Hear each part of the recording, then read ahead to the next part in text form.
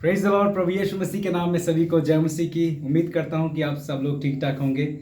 बड़े दिनों के बाद प्रभु ने ये समय दिया कि एक बार फिर से आपको इस यूट्यूब के द्वारा हम आपके रूबरू हों, प्रभु के वचनों से बातचीत करें।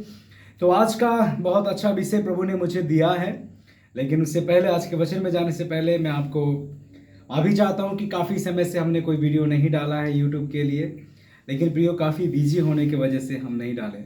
लेकिन आज प्रभु ने ये इच्छा डाला है कि मैं कुछ ऐसे संदेश के ऊपर आपसे बातचीत करूं। तो आज का वचन मेरा नीति वचन से है, और जैसा आज का माहौल चल रहा है, तो आज का वचन है सिर्फ जवान और उन लोगों के लिए जो आजकल व्यभिचार में फंसते जा रहे हैं। तो मैं वचन में जाने से पहले हम प्रार्थना करेंगे छोटी सी। आइए अपनी आंखों को बंद करेंगे। प्रभु परमेश्वर, हम आपका धन्यवाद देते हैं कि खुदावन आज आपने हमें ये समय दे दिया है प्रभु। और प्रभु परमेश्वर, हम आपका धन्यवाद देते हैं खुदा, आप अपने वचनों के द्वारा हमसे बातचीत करें प्रभु। सुनने वाले के हृदय से भी बातचीत करना प्रभु। आपके हाथों में शब्द हैं, यीशु के नाम से, आमीन। तो आइए जल्दी से हम वचन की ओर चलेंगे। हम वचन पढ़ेंगे नीति वचन उसका 5 अध्याय और वचन 18 से लेके और वचन हम 21 तक देखेंगे। मैं पढ़ देता हूं। यहां लिखा है, तेरा सोता धन्य रहे और अपनी जवानी की पत्नी के साथ आनंद रहे। प्रिय हिरणी का सुंदर सवर्णी के सम्मान उसके स्वतन सर्वदा तुझे संतुष्ट रखे, और उसी का प्रेम नित्य तुझे आकर्षित करता रहे। हे मेरे पुत्र, तू अपरिचित स्त्रियों पर क्यों मोहित हो और पराइयों को क्यों छाती से लगाए, क्योंकि मनुष्य के मार्ग यहोवा की दृष्टि से छिप नहीं सकते, और वह उसके सब मार्गों पर ध्यान देता है। हालेलुया। खुदावन का वचन इस प्रकार से फरमाते हैं प्रियो, आज हम देखते हैं कि लोगों के अंदर में ये वचन पता है लोगों को, लेकिन लोगों के अंदर से परमेश्वर का डर खत्म होता जा रहा है। आज हम देखते हैं कि शादीशुदा जिंदगी को लोगों ने छोड़ दिया है। कैसे कीमती समय था। शादी एक परमेश्वर के नजर में बहुत कीमती चीज है, जिसको आज लोग बड़ा ही हल्के में लेने लगे हैं। हम देखते हैं आजकल लोग शादी करते हैं, कुछ चीजों का परवाह नहीं, कुछ साल साथ में रहे, उसके बाद हम देखते हैं डिवोर्स की मामला सामने आता है, लड़ाइयाँ, पता लगता है कि किसी का किसी और के साथ अफेयर है, कुछ किसी और के साथ अफेयर है, और ये बीमारियां भाइयों और बहनों में सब में पाई जाती है। लेकिन याद रखना, आज का जो मेरा संदेश परमेश्वर अपने उस जवान उन तमाम लोगों से कह रहा है जो एक पति है।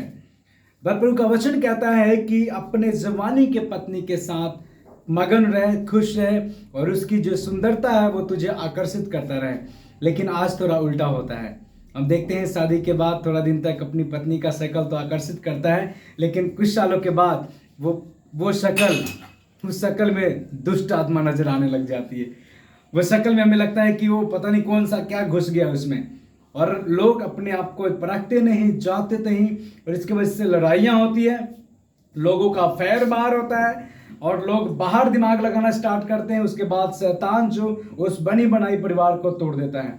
शैतान को प्रॉब्लम है कि अगर दो कपल अगर शादीशुदा जिंदगी से होकर चल रहे हैं, शैतान कभी नहीं चाहता कि आप अच्छे से चले, वो उसको तोड़ना चाहता है, क्योंकि शादी परमेश्वर की ओर से है, लेकिन शैतान इस सिस्टम को खराब करना चाहता है। परमेश्वर के लोगों में आपको बताना चाहता हूं, आज दुनिया के अंदर देखेंगे लोगों के अंदर ये जो पति पत्नी की रिश्ता था, इसको लोग खत्म करने की कोशिश कर रहे हैं। आज हम देखते हैं कि लोगों को, अगर कोई जवान लड़का लड़की साथ में रह रहा है, लोग उसको गलत नहीं मानते। आज लोगों के अंदर कोई भी करैक्टर की बातें नहीं है, कुछ नहीं, भय है उनके अंदर में। लोग क्या करते हैं, आज इसके साथ कल उसके साथ, इसी प्रकार से लोग नाश होते चले जा रहे हैं। ये लड़का और लड़की दोनों की बात है। तो मैं पहले बताऊंगा कि परमेश्वर का वचन सिखाता है कि हर एक पतियों के लिए उसका पत्नी जो परमेश्वर ने उसको दिया गया है, उसका चेहरा उसके नजर में आकर्षित करता रहे। ये कैसे हो सकता है।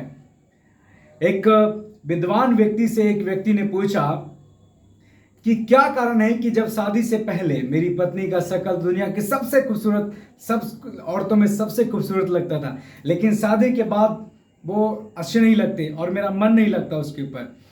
तो उस बुजुर्ग व्यक्ति ने उसको बताया कि अगर तुझे दुनिया की सब लड़कियों से भी शादी करा दिया जाए तो सबके साथ भी ऐसे ही होगा। और ये सच्चाई है।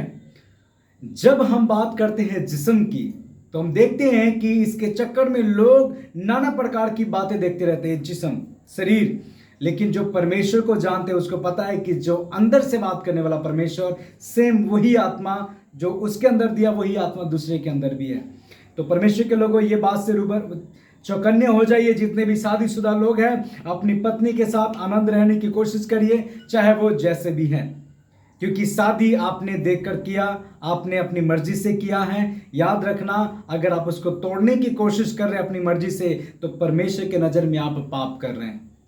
और सेम यही वचन मैं बहनों के लिए बताना चाहता हूं। नीति वचन उसका 12 अध्याय और वचन 4 लिखा है, भली स्त्री अपने पति का मुकुट है, परंतु जो लज्जा के काम करती है वह मानो उसकी हड्डियों को सड़ने का कारण होती है। तो जितने भी बहनें मेरी आवाज सुन रहे, मेरी बातों को सुन रहे, ध्यान दीजिएगा।